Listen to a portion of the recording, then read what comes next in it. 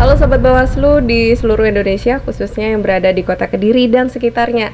Bertemu lagi dengan saya Karina dalam Ngopi Asik, ngolah pikir asik seputar ilmu kepemiluan.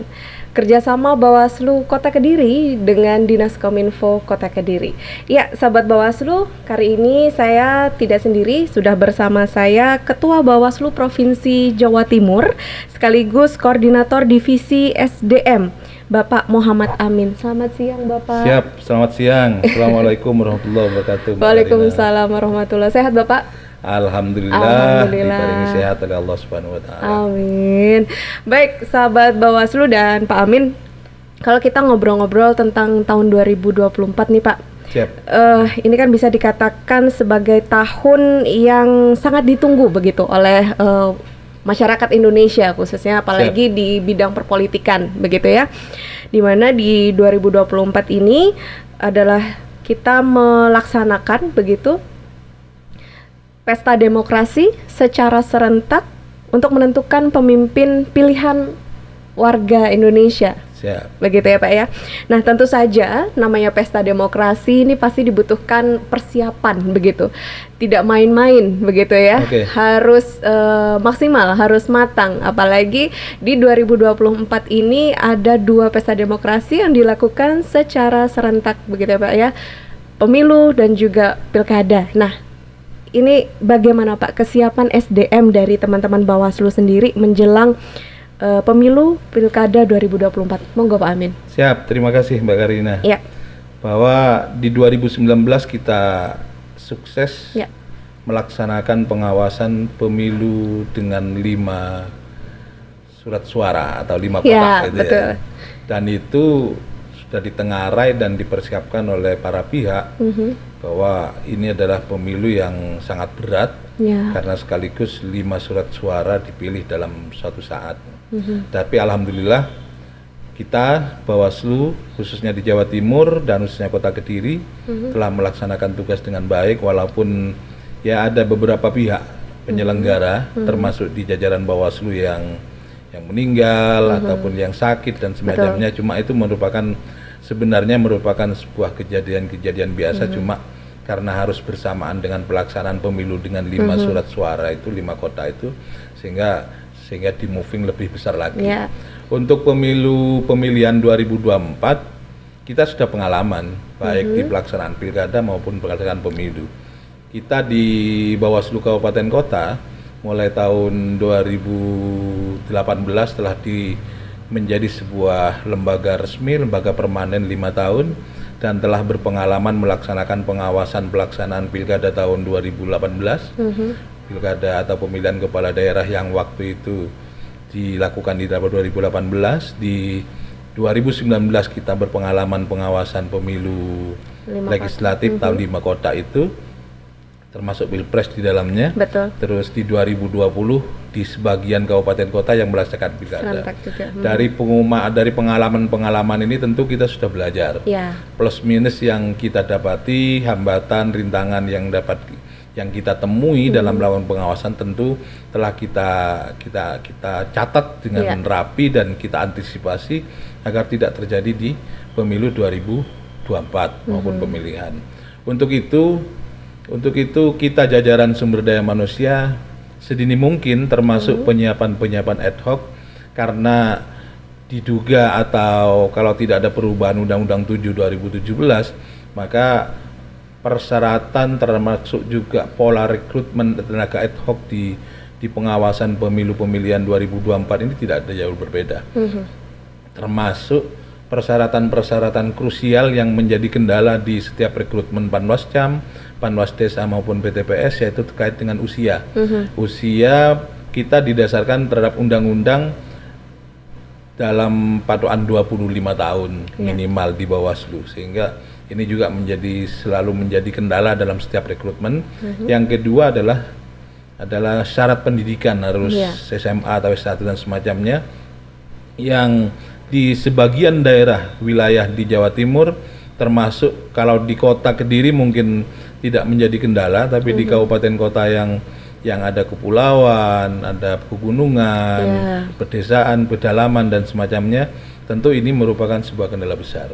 Dan ini telah kita antisipasi dengan berbagai persiapan-persiapan dengan pengalaman yang terjadi atau yang telah kita temui pada tahun 2018, 2019, 2020. Oke, baik. Dari pengalaman-pengalaman yang sudah terjadi itu Pak, ya tentu saja teman-teman di Bawaslu sendiri sudah punya strategi begitu ya untuk menyikapi penguatan SDM Bawaslu ini, mengingat karena pemilu dan juga pilkada di 2024 ini serentak begitu ya. Ya meskipun tidak mengabaikan gitu ya pengalaman yang sudah banyak sekali ya teman-teman Bawaslu ini, tapi kan harus tetap ada strategi khusus. Kira-kira bagaimana Pak? Tentu pengalaman adalah sebuah, atau dalam pepatah guru adalah yang baik. Guru yang baik, guru yang pertama. Yeah. Dan tenaga-tenaga ad hoc kita memiliki potensi-potensi, memiliki hal positif yang dimiliki oleh tenaga-tenaga ad hoc yang saat ini mungkin sedang tidak bertugas. Yeah. Dan ke depan tentu agar pelaksanaan pengawasan walaupun tidak ansih secara keseluruhan ya, cuma pengalaman itu menjadi pertimbangan dalam rekrutmen. Misalnya pengalaman Panwascam sudah berapa tahun di pelaksanaan demokrasi yang mana, pengalaman Panwas Desa Kelurahan, pengalaman PTPS, ini tentu kita dahulukan. Dan setelah para mantan atau para orang-orang pendaftar yang berpengalaman, termasuk juga catatan-catatannya kan, tidak harus pernah menjadi Panwascam, tapi bagaimana catatan baiknya saat menjadi Panwascam kan gitu. Itu menjadi pertimbangan utama. Kenapa? Agar pelaksanaan pengawasan pemilu dan pemilihan 2024 itu tidak belajar lagi. Jadi tinggal jalan aja refresh, gitu ya, Pak, ya. Tinggal menghangatkan potensi-potensi yang ada. Itu termasuk salah satu strategi rekrutmen. Yang kedua, karena tentu ini ada perjalanan 2018 ke 2024 adalah sebuah rolling waktu yang tidak sebentar. Tentu ada perubahan-perubahan potensi, ada yang dulu bahkan belum cukup umur, potensi tapi belum cukup umur, tapi pada 2024 sudah cukup persyaratan usia untuk melawan pendaftar sebagai Panwascam dan semacamnya. Tentu peningkatan pola rekrutmen dalam tes seleksi administrasi, terus tes tulis, wawancara dan semacamnya, kami lakukan berupa perbaikan-perbaikan berdasarkan pengalaman-pengalaman yang telah lalu. Oke, baik. Secara bisa dikatakan itu teman-teman Bawaslu juga punya standarisasi begitu ya Pak ya, gitu. Terutama kompetensi dalam pembentukan pengawas kecamatan, baik di kelurahan dan juga pengawas TPS. Begitu ya. Oke, baik. Nah, kemudian Pak, untuk peran IT-nya sendiri ini bagaimana Pak dalam persiapan pemilu ini? Karena kan ya kita sekarang tidak bisa memungkiri bahwa IT itu luar biasa begitu ya. Sebuah keniscayaan memang bahwa dunia ini berkembang secara pesat, beriringan antara kenyataan dengan perkembangan IT. Di pelaksanaan pengawasan juga sejak 2018 kita sudah manfaatkan walaupun belum maksimal. Kita di Bawaslu punya Gowaslu, di mana program ini atau alat ini digunakan oleh semua pihak, oleh masyarakat Indonesia untuk menyampaikan informasi awal terhadap dugaan atau terjadinya sebuah pelanggaran. Jadi kita kirim aja foto, tata letak lokasi dan semacamnya terhadap apabila ada gambar atau poster calon yang melanggar, atau kejadian-kejadian kampanye politik uang. Jadi nanti kita Bawaslu akan menindaklanjuti dengan klarifikasi, dengan cek ulang apakah benar info itu merupakan sebuah. Selain Gowaslu, kita punya Siwaslu, sistem pelaporan cepat terkait dengan pelanggaran di hari H maupun hasil perolehan dari pemungutan suara di TPS. Nah, terhadap ini kita sudah berhasil bahwa Bawaslu mendapatkan info tercepat di hari pertama hampir di 75 bagian wilayah Indonesia yang sedang pemilu maupun sedang pilkada pada waktu itu.